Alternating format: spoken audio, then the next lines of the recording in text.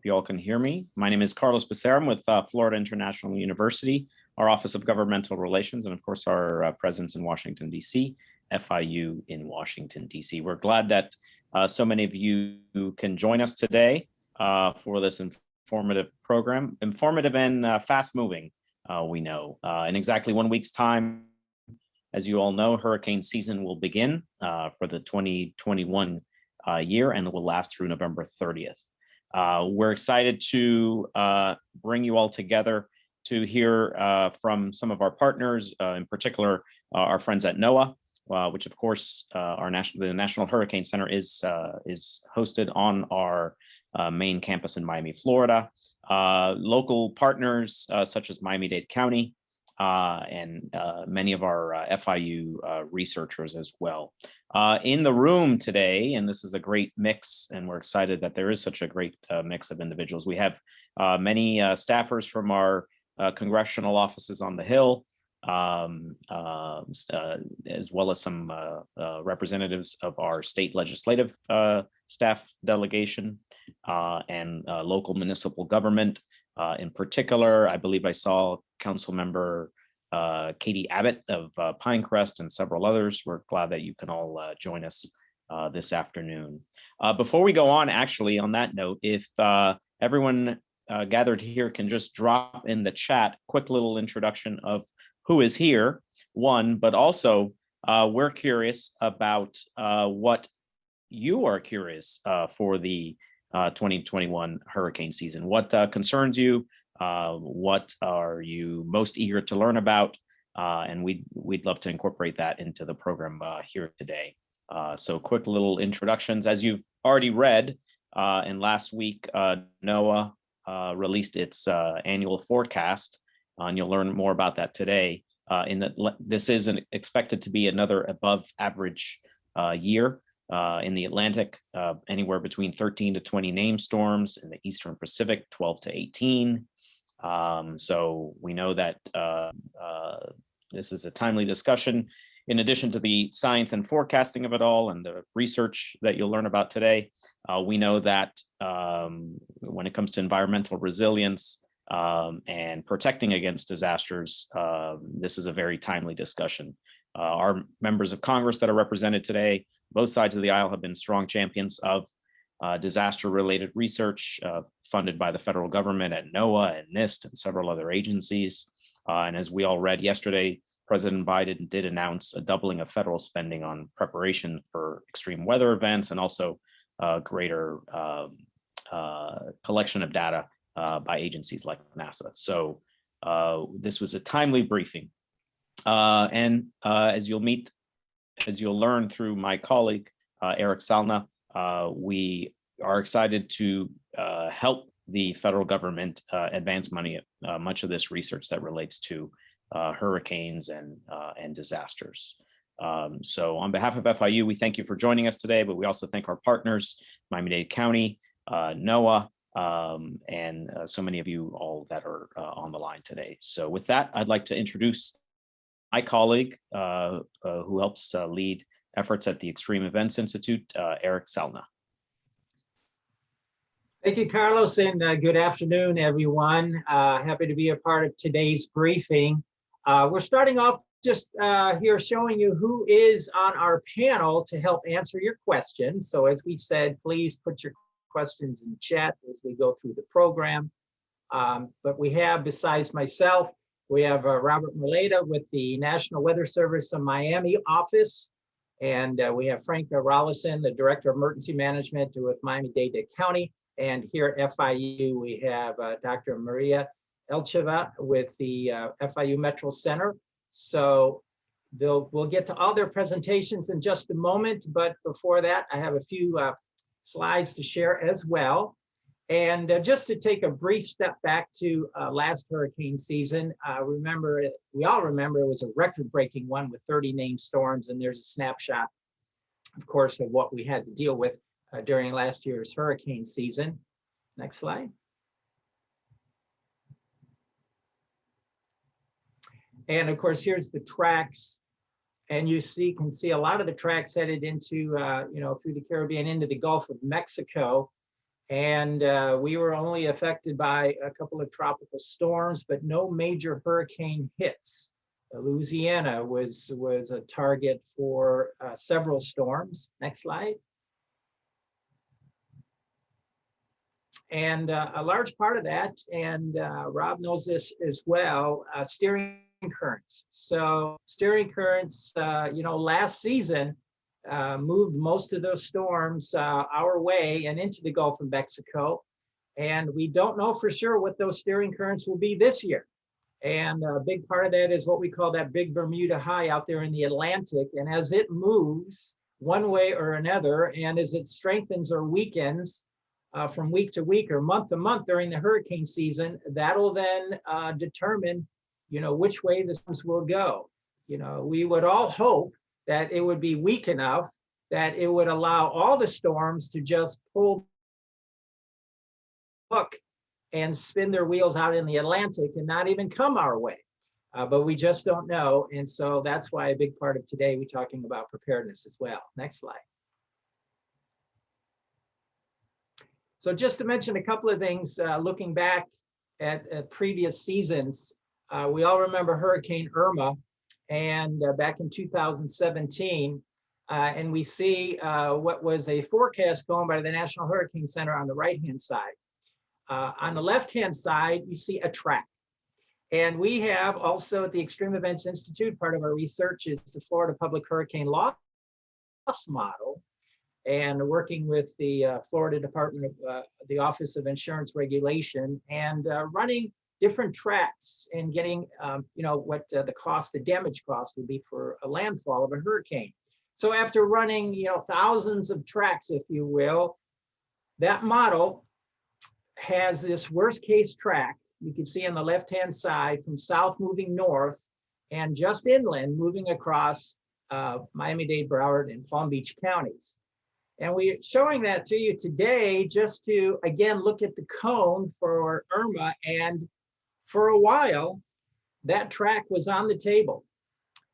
It would have been a multi-billion event, of course, and the model predicted possibly around $147 billion in terms of what the cost of that event would have been.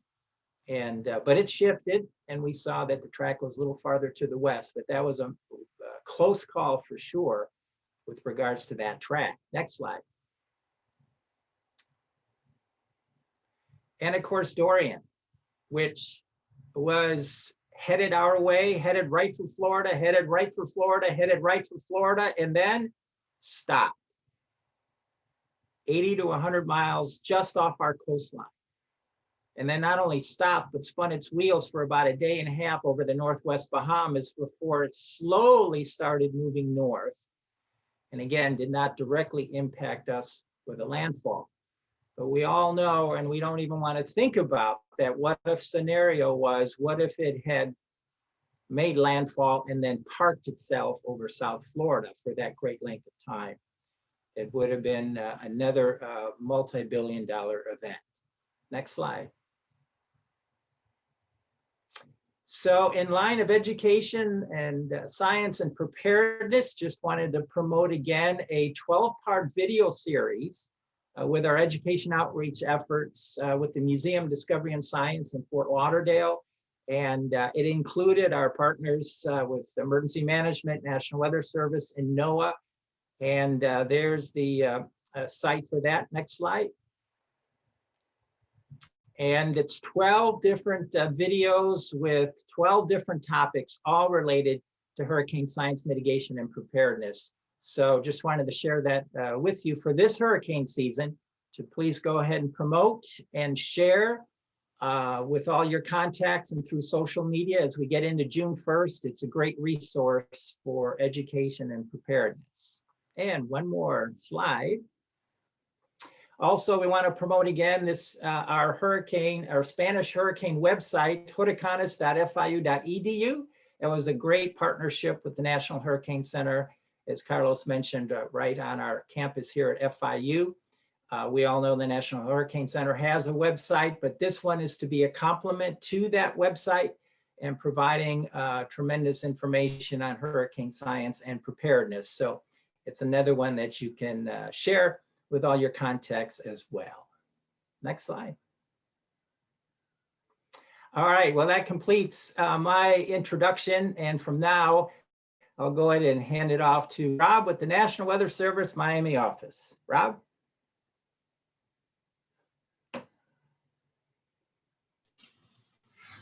All right, thank you very much, Eric. Good afternoon, everyone. I'm Robert Moyeda with the National Weather Service office in Miami. I'm the warning coordination meteorologist.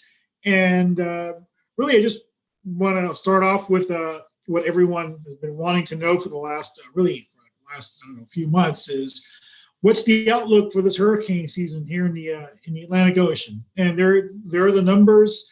This was the forecast that NOAA released last week on Thursday.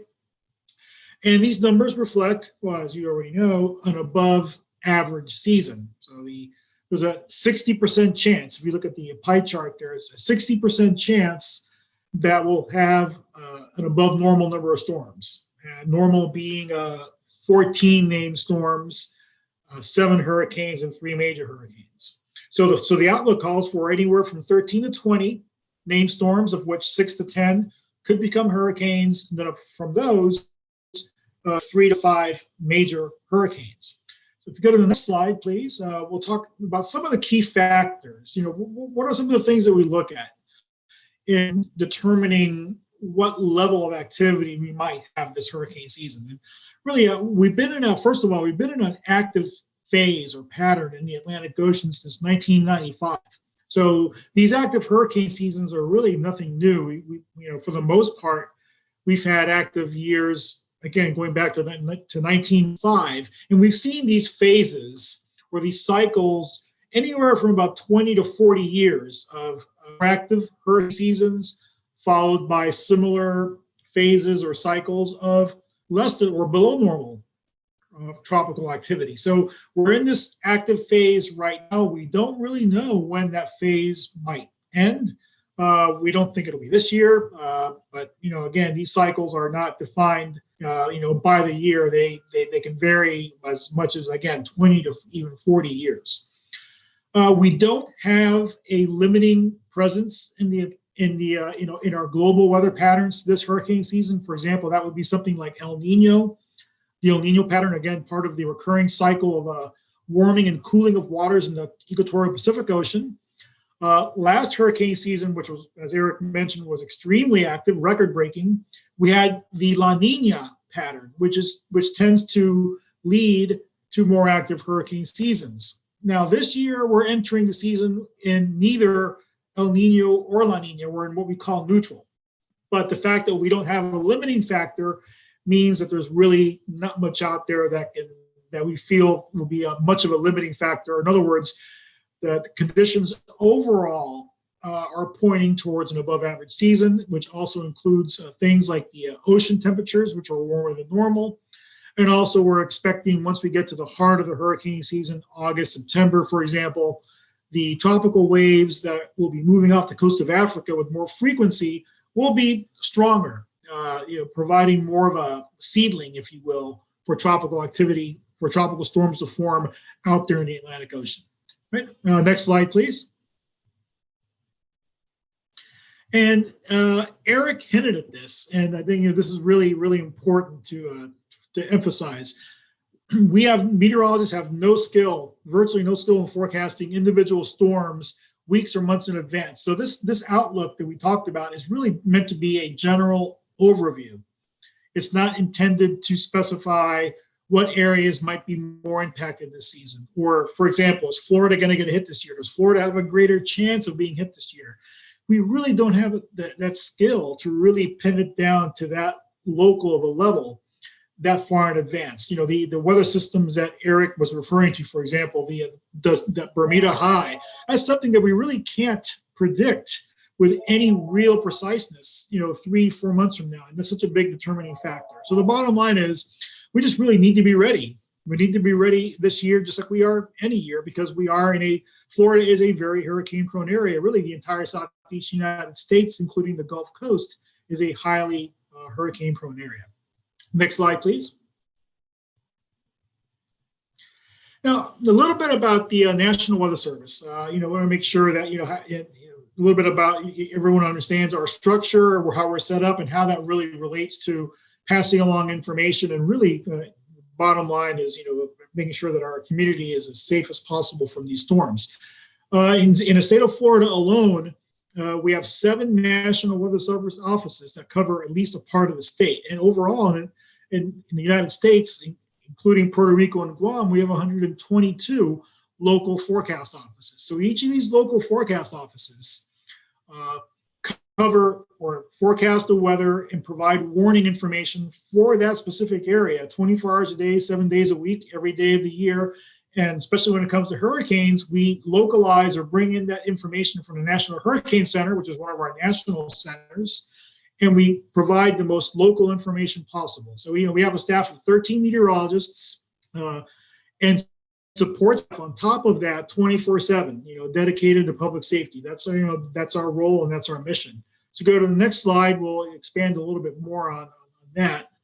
Well, first of all, Eric, it has been mentioned that we are on the Miami office and the National Hurricane Center, both located in that same building. We are on the campus of FIU, and you see there the brief shots there of the inside of our building. So we are entities within the same organization, within the same building. So again, the Hurricane Center, they're the primary, they are the office that forecasts the track and the intensity of tropical storms and hurricanes. And then the local offices, like the one in Miami and in other parts of the state, we take that information and we localize it, bring it down to the local level as much as we can.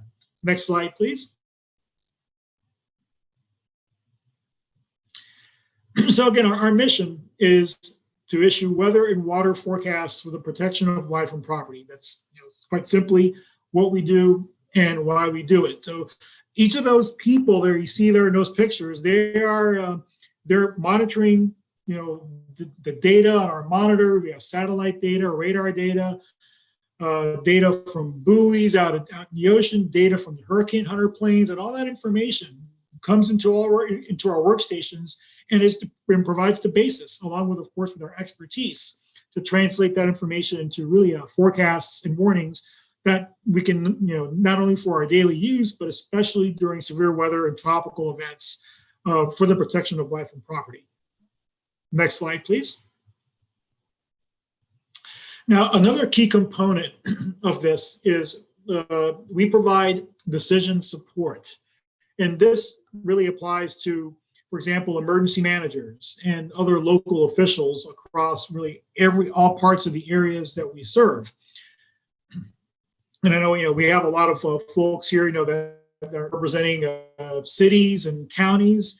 And this is something that really forms the foundation of what we do to protect life and property. So, for example, we have when it comes to tropical storms and hurricanes, we provide weather briefing or email briefings, but we also provide webinars. We do live webinars with all of our emergency managers and local officials, public safety personnel. We get them all together virtually, and we hold twice-a-day briefings on the latest on the storm. So, the purpose of this is to get, a consistent level of messaging, but also most importantly, to provide that information that is so important for planners and for decision makers to help protect our communities. And you can see just some examples of some of the people that we include in our briefings. We have county EOCs, U.S. Coast Guard, for example, the Seminole Tribe of Florida here in Florida, and also the U.S. Army Corps of Engineers. Next slide, please. And in some situations, especially, we have potential major events like Hurricane Irma in 2017, as well as Hurricane Dorian in 2019. We send meteorologists to EOCs, so the county EOCs, to provide direct support right there to the decision makers. So the picture on the left there, that's Frank's shop there in Doral, and that was me giving a briefing there in front of that screen 3 days before Irma. In a picture on the right from the Broward County EOC, where we had one of our meteorologists there in green, wearing the green shirt. Again, providing that direct decision support, again, directly providing information to the people really who need it the most for planning and for preparing for a major storm. Next slide, please. And we just don't do this to, a select group of people. Our goal is to provide information really to the entire community, especially these life-saving forecasts and warnings. So we have a program or an initiative at the National Weather Service called Weather Ready Nation Ambassadors. And this is a program that formally recognizes members of the community who act as force multipliers to help spread the word about weather preparedness, weather safety, weather awareness, really all the components of what we've just been talking about. So anyone, really, any organization can be a part of this Weather Ready Nation Ambassador Program. We have over 100 here in South Florida alone, but really we need many more. And we're talking schools, government agencies, congressional offices also, private businesses, civic groups, you name it. So we go to, well, actually on this website, you see the website. So if you're interested in this, or if you have more questions, you can go to that website, weather.gov/WRN. And if you go to the next slide, there is my email address as well. So if you have any specific questions, you can approach me directly, and I would be more than happy to help you out. So with that, I guess we're passing it over to, I guess Frank is next, or I don't know if we're going to pass it first to Alex or Carlos. I'll go ahead and grab it, Rob. Thank you very much. Great job. So, and again, just to reiterate what Rob says, the importance of the National Weather Service. And when it comes to a hurricane threat, we all know the National Hurricane Center is going to provide the cone forecast, as well as some other types of graphics describing the threats of that storm. But if you really want to drill it down to more detailed information, local information to your area, everyone listening here this afternoon is then make sure you go to your local office of the National Weather Service. They will then have that specific weather information in more detail for your area. So remember that depending on where you're located, certainly going to their website during a hurricane threat. So thanks again, Rob. Well, certainly a big part of the team is emergency management, and right here with Miami-Dade County Emergency Management, Frank Rollison, and Frank and his team preparing for the hurricane season as well, and certainly will be there before, during, and after any event this season. And hopefully we don't have any of them. But Frank, go ahead and take it away.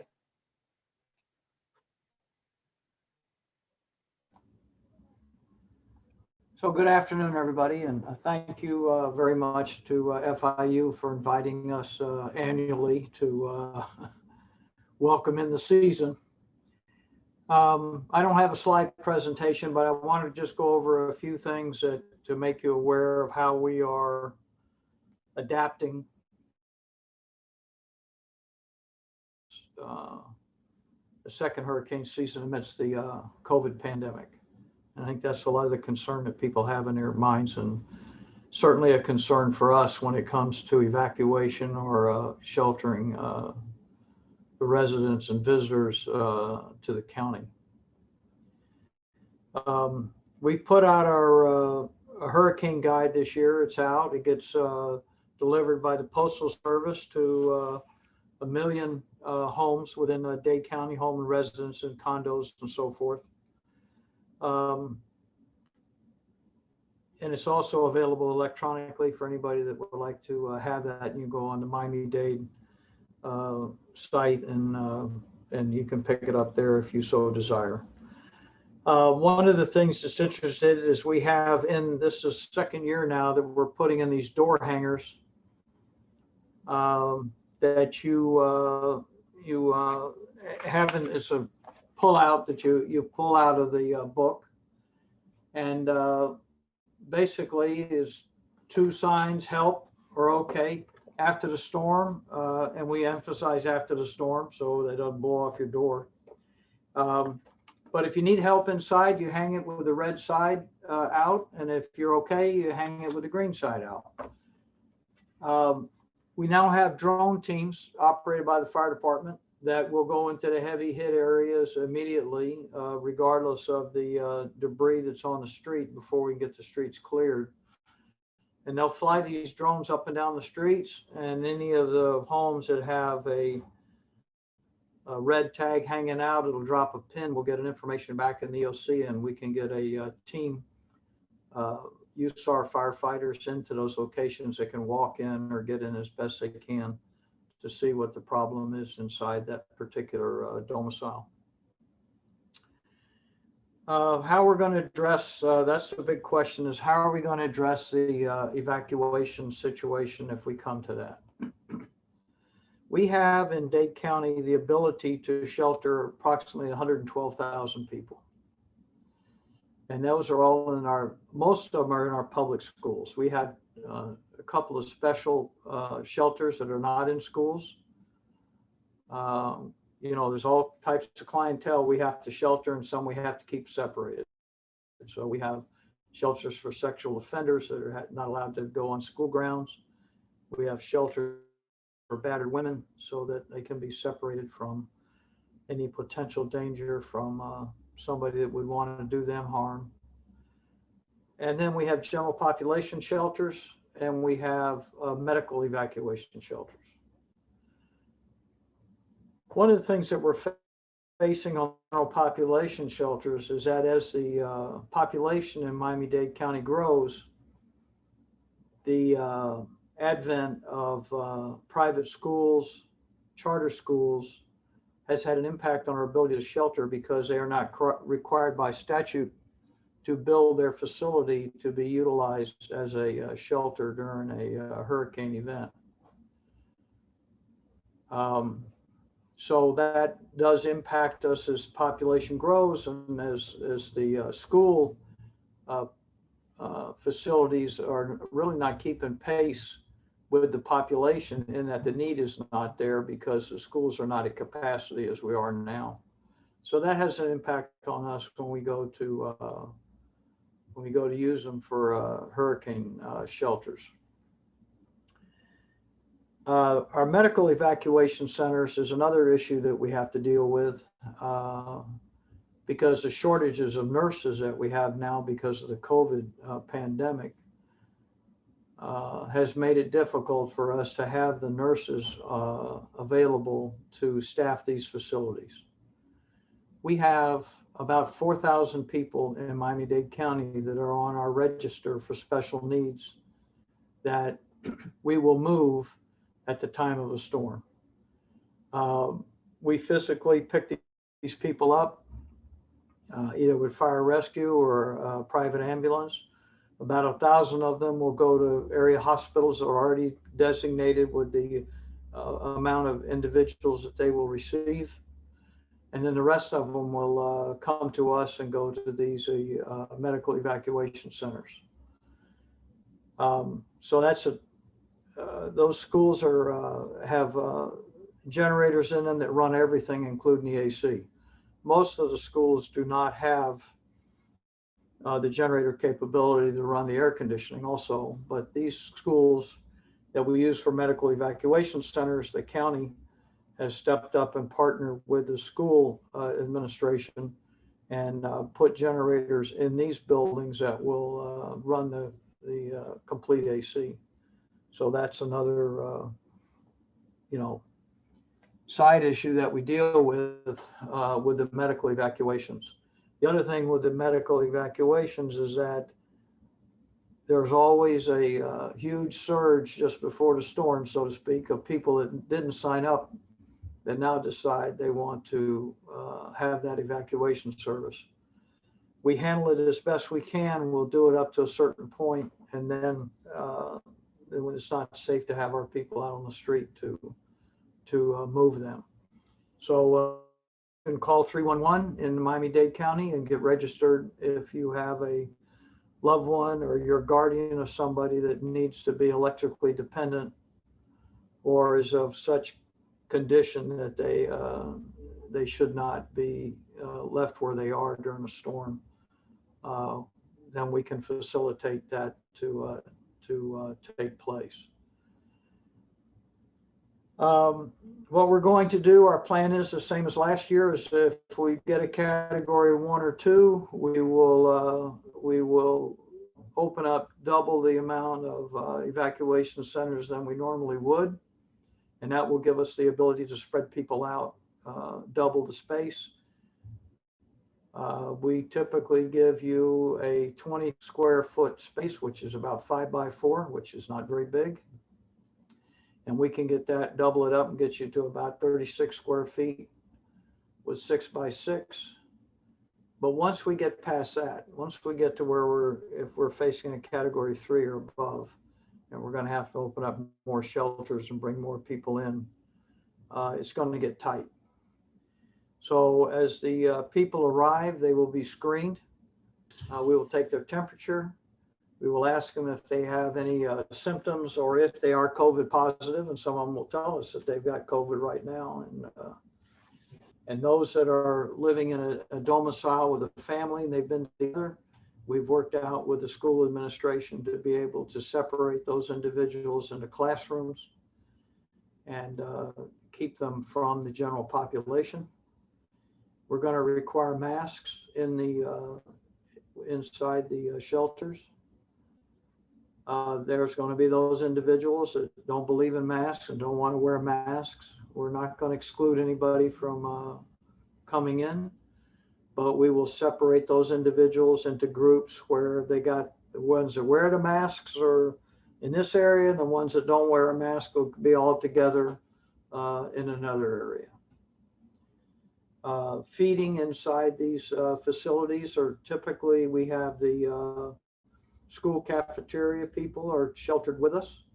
They provide the meals. The schools have, all the schools have 3 days supply of food once school season cranks up, and they have that in there for us now. And then we provide 4 days of dehydrated meals that are prepared by the cafeteria workers in bulk, along big improvement from the those in the military, from the MREs. The stuff is really palatable. You can survive on it for a couple of days pretty easy. They'll prepare those meals, but now we have to separate the people in eating, trying to keep distancing, and they eat in the cafeteria.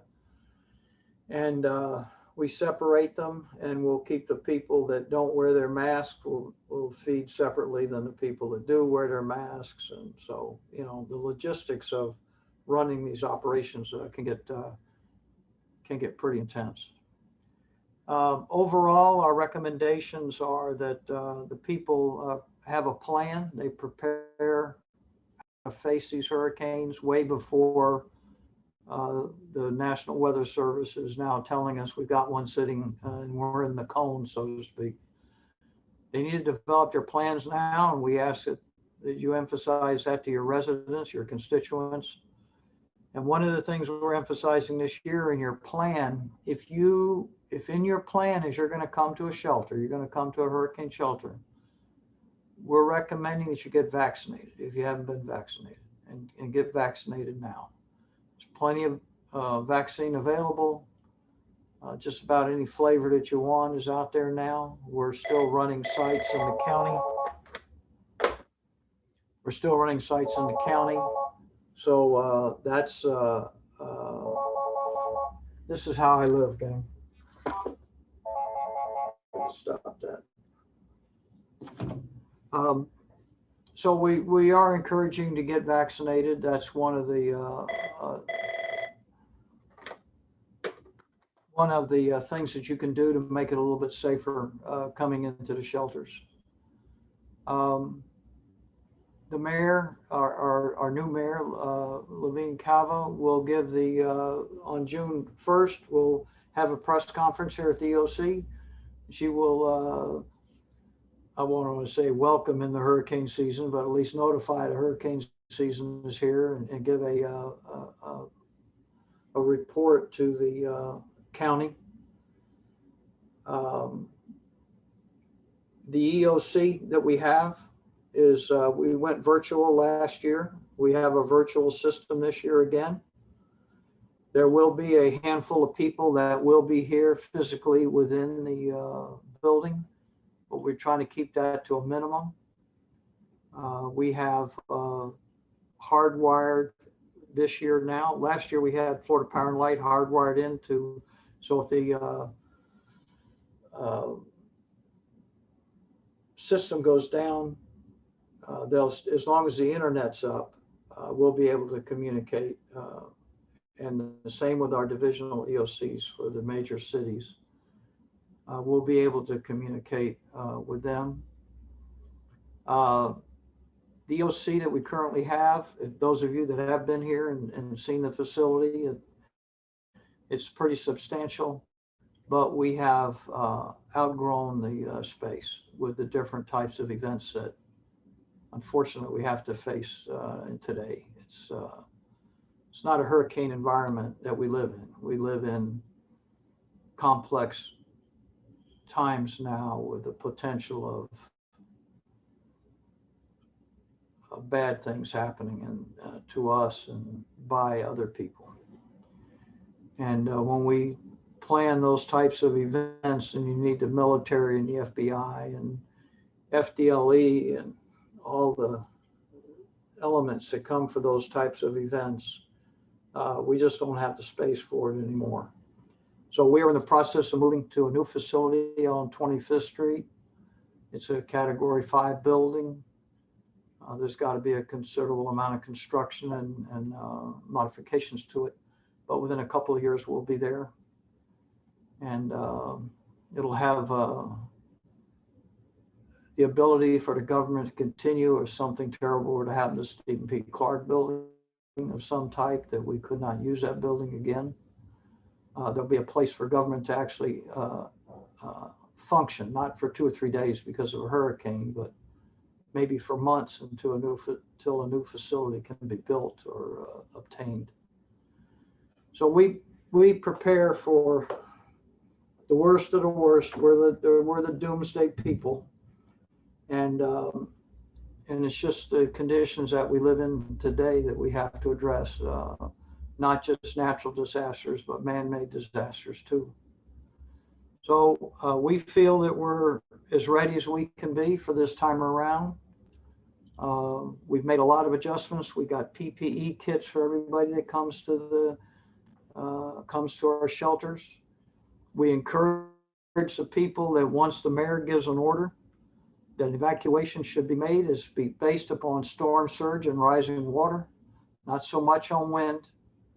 You run from the water, you hide from the wind. And Frank, if I could just come in just briefly, we're gonna for the time we're gonna move on to Maria, and for what you're talking about, right? The storm surge certainly is a big issue to deal with, and I know there are so many issues as emergency management is part of that decision making as well. So we'll save anything else for any questions that come up in the chat as well, Frank. So thank you very much. And so let's move on then at this point to Dr. Maria Ilcheva with the George Perez Metropolitan Center at FIU. Maria. Thanks, Eric. Just in a few words about why we're involved in this type of research that I will present today, snippets of. The Perez Metropolitan Center is an applied social science research center at FIU, focusing on many of the important issues that affect our nation and South Florida communities, like economic development, housing, fiscal, environmental, economic resilience, and various social issues. But since 2006, we have also been conducting social science research on hurricane mitigation. That research complements the research of other scientists in the FIU Extreme Events Institute on the science of hurricanes that Eric mentioned briefly, including storm surge protection, hurricane losses, storm hardening strategies, etc. The focus of our research has been on Florida's coastal counties, of which 61 out of 67 are considered coastal. And while the topics have varied over the years, one consistent endeavor has been our annual hurricane hurricane mitigation poll, which I will talk about today. This poll, I want to note, is the longest running survey of Florida resident attitude on this topic. We began in 2006 in order to track perceptions of hurricane threat and preparedness. And over time, we've expanded it to include other important questions, including sea level rise, what are our residents' expectations of government, homeowners insurance, and others. We conduct it always in the beginning of hurricane season, so we're gearing up for the data collection to start on June 1st next week. Next slide. In the next few slides, I will show you some of the poll results. And the survey trend analysis here shows there is a hurricane effect on preparedness or an uptick in preparedness immediately following a major hurricane disaster. That effect tapers off over time, especially with the absence of a direct impact in the following years. After a couple of years, Florida residents reach a certain level of complacency. And even those who have been in the state at the time of a hurricane threat relax their preparations. What also contributes to that trend is the fact that a significant number of people, as you know, in Florida, Florida is a state that's continuously growing as a result of domestic and international migration. But many of our residents may have never experienced a hurricane as they have may have moved recently from elsewhere. The 2020 results, which you see at the end of this graphic here, show that the impact of the previous season, as I mentioned, and also the pandemic. As you know, the 2019 season was the fourth consecutive above average and damaging season. But as a result of the pandemic, also in 2020, we saw an uptick in the perception of vulnerability, but at the same time, a lower percentage of residents who would be willing to evacuate if ordered. Next slide. A new addition to our 2017 survey was the inclusion of a series of questions that assess some local government planning and policy efforts to mitigate the impact of hurricanes. There are certain actions local governments can take to reduce human and financial consequences. After Andrew, it was determined that the focus of those efforts would be on revising and updating the building code and dedicating resources towards enforcement. Our survey results show that a very large percentage have a reasonable to very high confidence in enforcement, and that has remained virtually unchanged in the last few years. However, in 2017, only about 2/3 had that same degree of confidence that local land use planning takes into account hurricane risk, or that new development along the coast takes into account flood risks. We see an uptick of confidence in the last few years as a larger number of jurisdictions and residents are starting to pay attention to these vulnerabilities and our exposure. And in the final slide, next slide, please. I want to show you another question, series of questions that we asked on some specific measures governments could do to mitigate the negative impact of sea level rise. We see significant increases in those who are inclined to support government action across all measures that you see on your screen here. In 2020, the largest percentage of residents focused on the need to implement stricter elevation plans for home in vulnerable areas. The most significant jump was in those who believe government should develop a climate adaptation plan, 37%, up from 29% in the previous year. Interestingly, we also saw a 5% decrease of respondents who want to see government utilize private land for public purposes, like creating buffers, lakes, parks, etc. With the realization that government measures most likely will have costs, we also asked them about their willingness to pay for these measures. And the majority of those who believe government at either federal, state, or local level should take the leading role are receptive of tax increases. However, on the flip side, about 1 in 3 respondents said that they are not willing to assume any of the costs of such measures. And about 1 in 5, or 18%, believe no action should be taken. There are many more questions that we asked. I just chose these as I think they show some interesting trends, but I look forward to your questions. And obviously at the end of June, you can check out the results from this year's survey. Thank you. Thank you, Maria. Thank you very much. So, all right. So at this time, we're going to start answering questions. I believe we have a few to get into. And Alex and Carlos, you want to take it from there? Yeah, so we have one question from Carlos, so I'll call on him to ask his question. Hello. Hi, I'm Carlos. I'm with Congressman Carlos Jimenez's office down in the district. My question was in regards to the recent lumber shortage and how prices for lumber have skyrocketed during the pandemic. And typically that's like the number one go-to for constituents to board up their windows and their doors for their houses down here. I was just wondering, I'm sorry for the dog barking. He's a puppy, please forgive me. But I'm wondering if there are any alternatives to tell the constituents if they've encountered economic hardship during the past year to be able to board up their house, or if there's just not enough supply of lumber to board up their house, if there is any material alternative that they can use. And that's my question. Thank you. Frank, do you want to take that one first? You know, there's not a lot of not a lot of options beside plywood if you get to that point. I think storing it is difficult. Getting it ahead of time is not one of the highlights that people want to have their disposable income buying that type of thing. Those that can afford it have been converting over to impact windows, which is a big help ahead of time year round for security in that. Some of the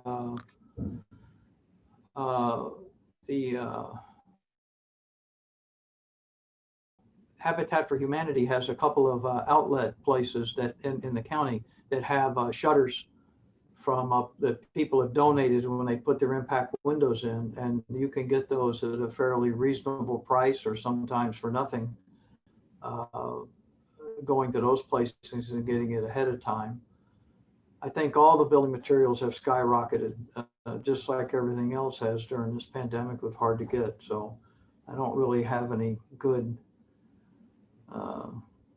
alternatives for boarding up if it's other than that.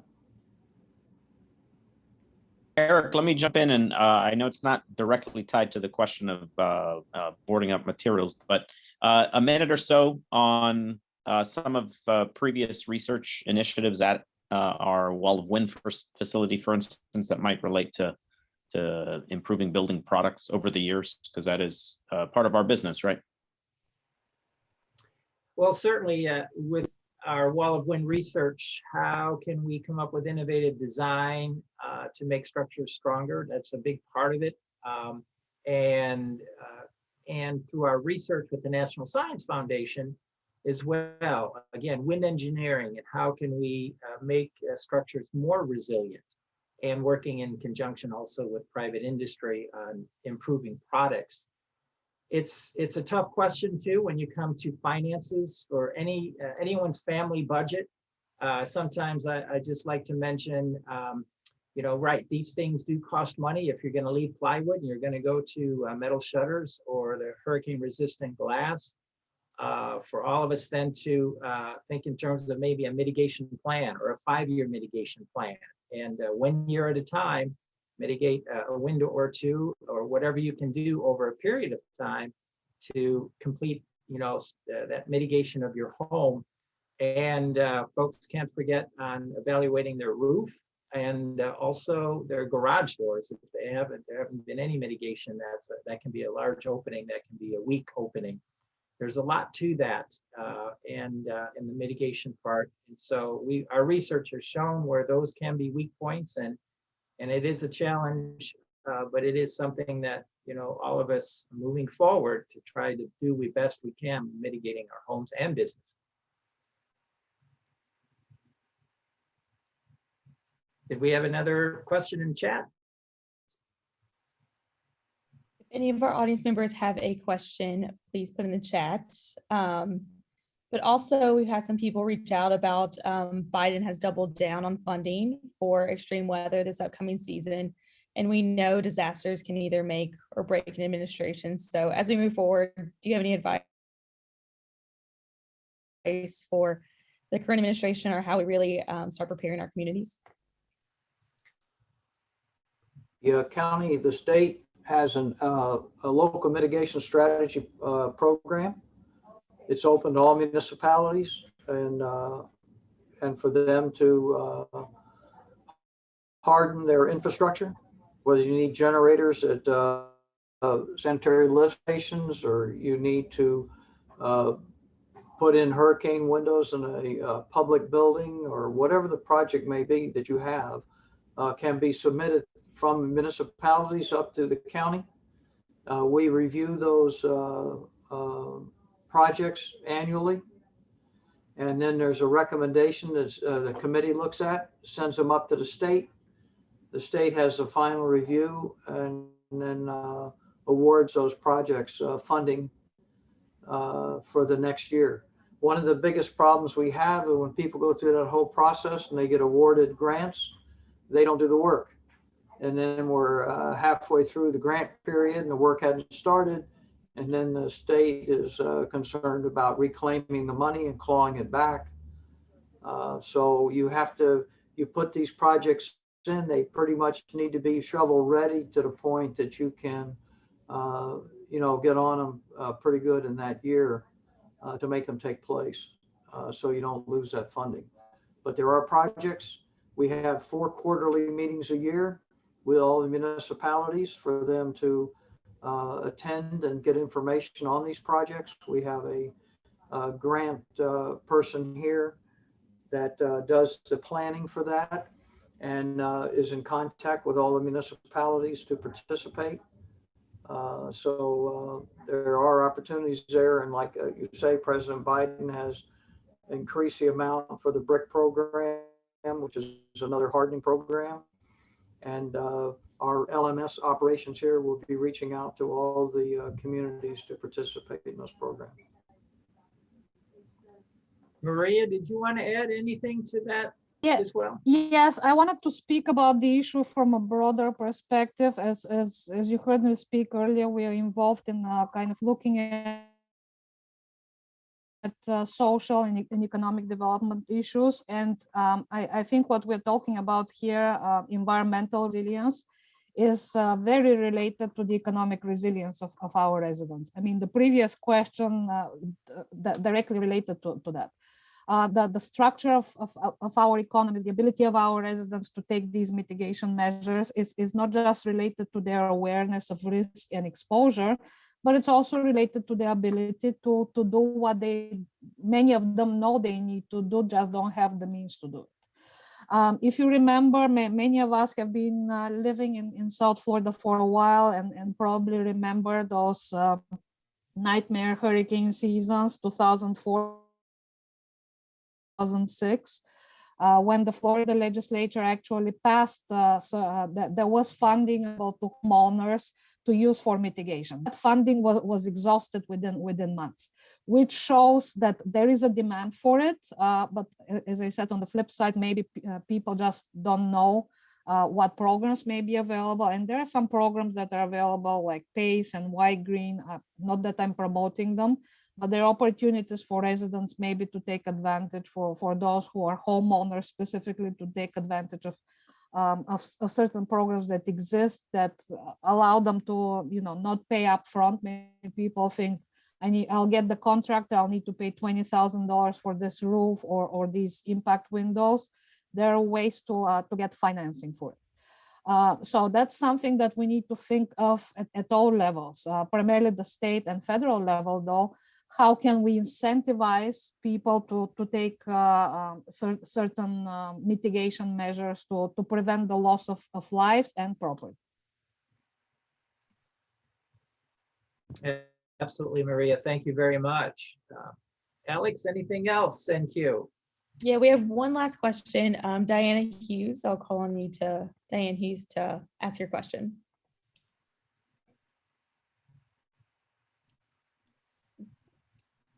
She's not on. She was asking about the Okeechobee discharges. How will that be affected with a heavier season? If anyone here can, she's concerned about what that would look like. That statement was just why I'm here today, so I can hear about how much it might be worse this year. So Okeechobee discharges, Frank or Rob, any answer to that? Well, I guess I can, maybe not answer it, but I can maybe in a very indirect and non-expert way explain kind of the process. I mean, the process where at least, the information is provided to the water managers. So basically, you have the U.S. Army Corps of Engineers, and you also have the South Florida Water Management District. So they work together to use weather information and also monitoring water levels. They monitor the levels of Lake Okeechobee. They're also monitoring the canal levels, especially the canals that flow in and out of Lake Okeechobee, and using our forecasts and using the long-term outlooks to manage the water levels. Now, that's the most I can speak on that. I mean, if there was someone here from either the Corps or perhaps the Water Management District, they'd be able to provide a little more details on that. Yeah, Diane, that's really a question. It was just to let you know why I was here today.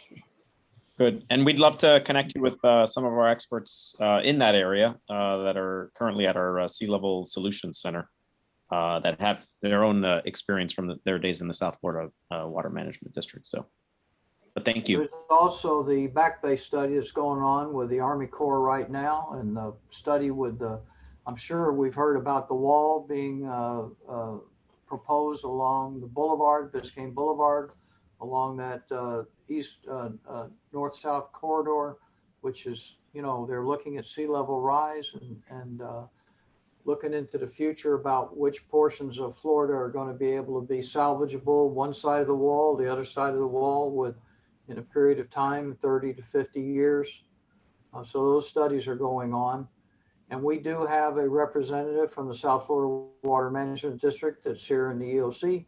We monitor with them the different gates and valves, and they open and close on the canals to drain the water. A lot of that needs improvement to go to automatic systems instead of manual systems. They are making improvements over the years, but there's impacts as you lower the water in the canals, and then the storm surge comes and it works its way back up the canals and overflows the canals too. So it's more of an art than a science right at this point as they try to control what the flooding will be from these storms.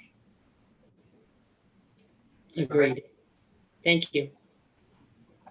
Very good, Frank. Thank you very much. At this point, Carlos, did you want to share some more information before we move on?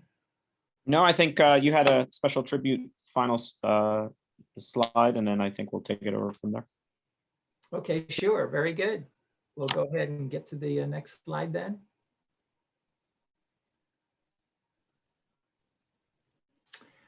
We did want to mention as part of our briefing here today, we are all saddened for Dr. Kerji Zhang, who has passed away.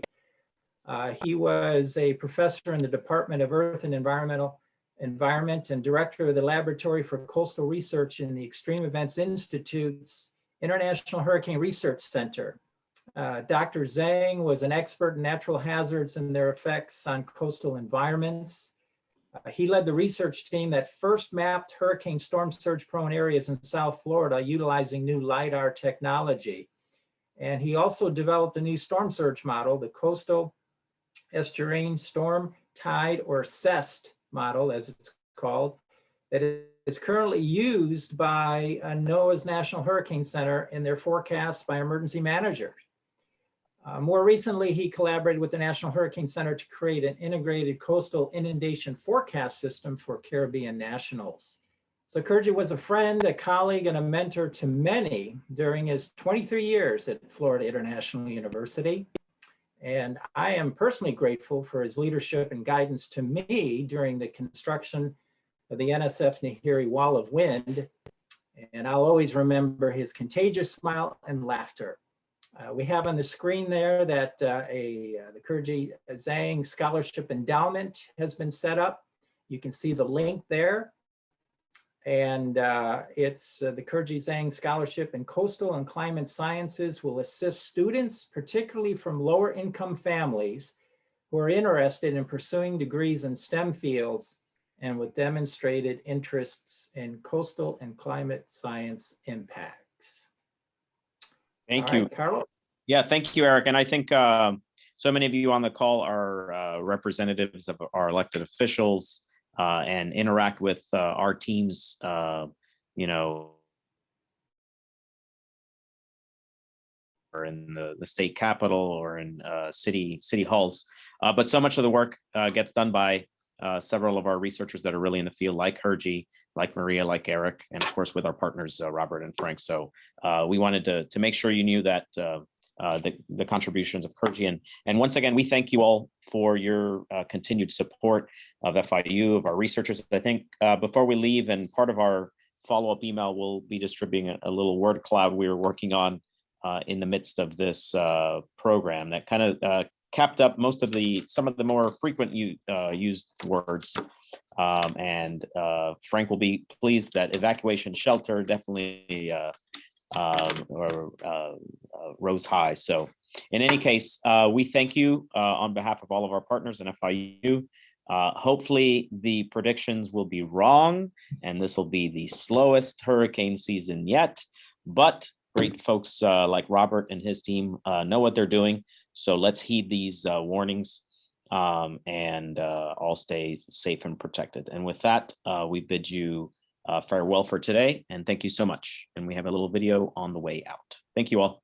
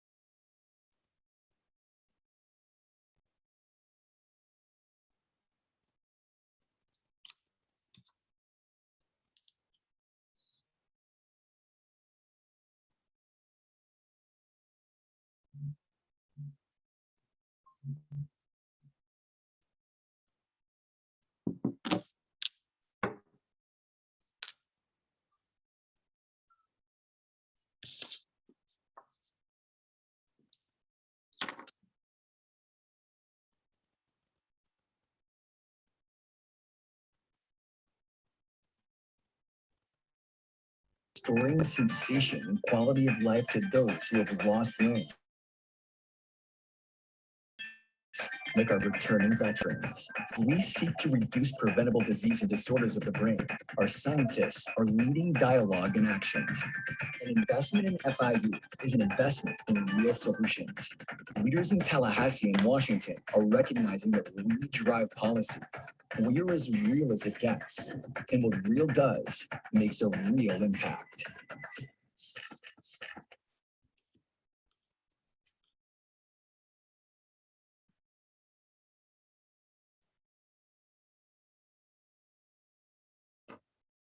Thank you all for joining us. Have a great day.